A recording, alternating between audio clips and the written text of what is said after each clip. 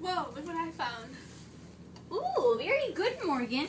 As you can see, that this pertains that there is a deoxyribose nucleic acid phosphate group backbone in this structure. And the nitrogenous bases are adenine, diamine, guanine.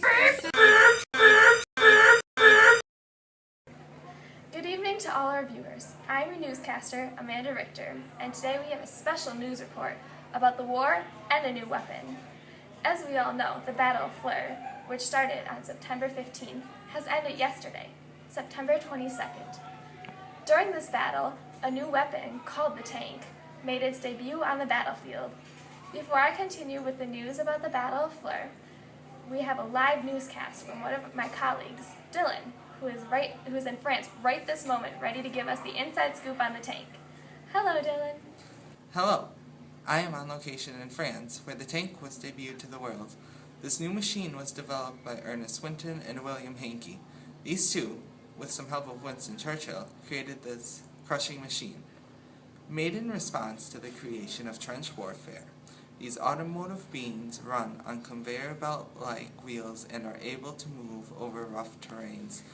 The first prototype of these things was labeled Little Willie and weighed 14 tons. Talk about a crushing vehicle. Realizing that this could not maneuver over trenches and would move incredibly slow, like 2 miles per hour slow, another tank was made. This continued the tradition of Willies and was called Big Willie. These new developments made the tanks better, but there is still a lot of work to be done. These machines are noisy and unwieldy, and they have suffered many mechanical malfunctions on the battlefield. These machines are entitled tanks because of the lie that was created to hide the truth from our enemies. The lie was, the new automotive devices are being used to carry water on the battlefield. On the boxes they were shipped in, the word tanks was branded, and thus the name stuck. Now, even as we speak, a new prototype of these giant machines are being put into use. Hopefully, the second set of Mark I, or perhaps called Mark II, will soon be upon us. This war has created many horrible things, and the tank is one of those things. But for all the bad things in it, there is a good thing. Now, back to Amanda for more important news. This is Dylan saying, let's get back to safety. Hold it, we have some questions to ask you. Make it quick, we're in danger and losing signal. Do you think the tanks will be very useful during the war? Yes, if they become more efficient and can move faster. Do you think this will be a game changer during the war? I believe so, because tanks are almost indestructible and can create mass destruction, making it easier to defeat enemies and obtain land. And finally, how's the weather over there?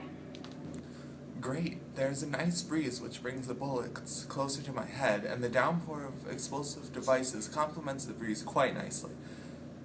Wow, the tank is quite a weapon. Hopefully these tanks will give us an edge to the war. Yes. Now back to the Battle of Fleur. When the battle started, German troops were unprepared and receded back 2,000 yards, giving the land to the British Expeditionary Force, or the BEF, and the Canadian Corps. However, the roads are very hard to use, and the Allies had difficulty transferring over to the former German territory with their tanks. The Allied troops were not very well trained with the tanks, and many of the machines broke down. Even Winston Churchill himself said, and I quote, "My poor land battleships, they had been let off on a prematurely and petty scale."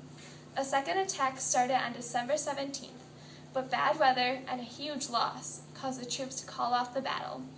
The Allies' losses at the Battle of Flers included the son of British Prime Minister H.H. Asquith, Raymond Asquith. However, the battle itself was neither a loss or a success. Except the new weapon tanks were debuted. This hopefully will set a game changer here and out in the war. If they are making a second prototype of the tank, we will be the first to know about it and inform you as soon as possible. Well, that's the breaking news. Remember to cheer on your troops and buy victory bonds. Have a good night, and the show you were watching will presume on where it was left off. Good night. This breaking news was brought to you by Victory Bonds. Do you want to end the war now? Buy a bond to help your troops win. So this concludes, Muscle Man, that if you were a dinosaur, you'd be the Tyrannosaurus